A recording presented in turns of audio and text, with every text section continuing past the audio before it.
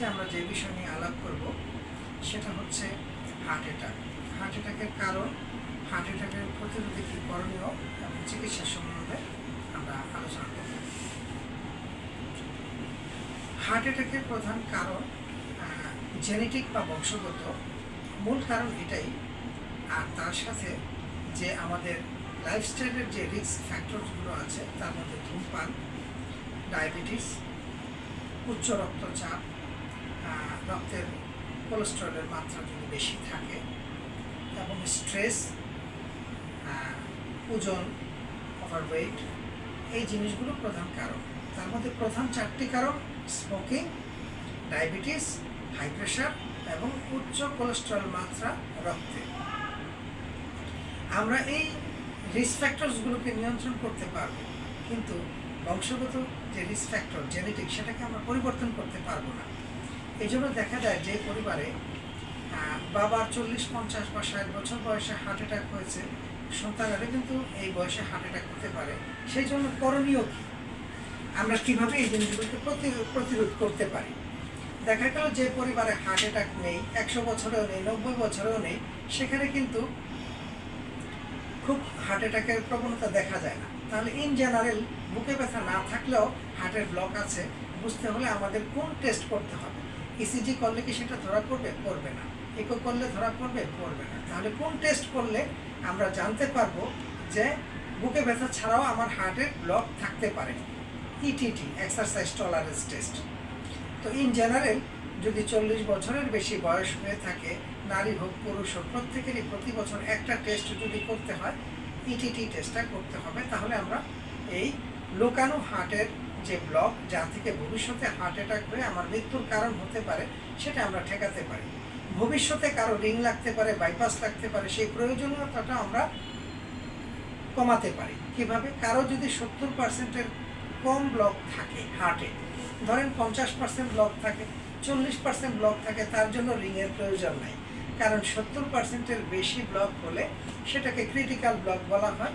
সেখানে 1-2টা ব্লক থাকলে আমরা রিং বসাই, আর যদি 4-5টা ব্লক থাকে তাহলে ওপেন হার্ট বা বাইপাস অপারেশন করা হয়। তাহলে প্রাথমিক পর্যায়ে যদি আমরা এই হার্টের ব্লকগুলোকে ধরে ফেলতে পারি, তাহলে তার রিং প্রয়োজন নাই, বাইপাসের প্রয়োজন নাই, ওষুধ খেলেই সে ভালো থাকবে।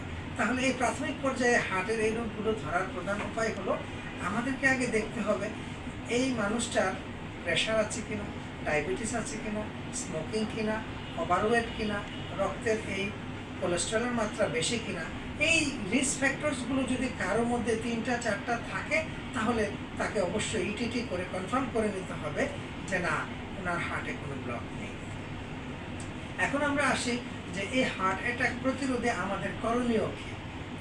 আমাদের যেই বংশগত রিস্ক ফ্যাক্টর জেনেটিক, সেটা তো আমরা চেঞ্জ করতে পারবো না, কিন্তু আমরা বাকি যে মোর দ্যান 50% যে রিস্ক ফ্যাক্টরসগুলো আছে, মডিফায়েবল, যেটা পরিবর্তনীয়, সেটা কিন্তু আমরা চেঞ্জ করতে পারবো। যেমন আমরা ডায়াবেটিসকে যদি নিয়ন্ত্রণে রাখি, প্রেশারকে নিয়ন্ত্রণে রাখি, উচ্চ যে কোলেস্টেরলের মাত্রা তাকে যদি নিয়ন্ত্রণে রাখি, এবং আমরা খাবার দাবারের মাধ্যমে যেই জিনিসগুলোকে করতে পারি, যে আমরা ভেজিটেবল খাবো, মাংস এবং তেল বা চর্বি জাতীয় খাবার খাবো না।